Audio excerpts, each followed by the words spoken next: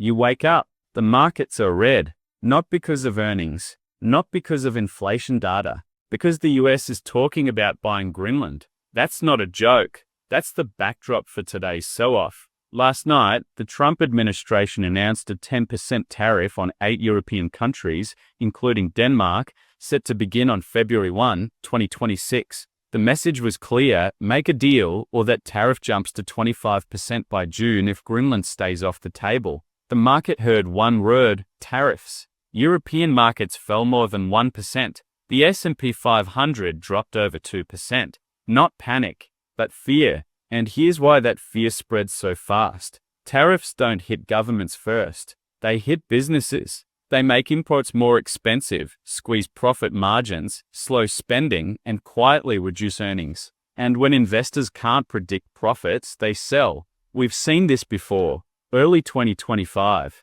tariffs on Mexico, Canada, and China. Markets crashed. Then the deals were paused, and stocks surged. That's the irony. Tariffs create chaos. Pauses create buying opportunities. Right now, volatility is doing what it always does. It's pushing short-term money out of the market. At the same time, gold just hit record highs. Not because people love gold, because they don't trust certainty. The dollar had its worst year in a decade in 2025. A weaker dollar makes imports more expensive, exports cheaper, and uncertainty louder.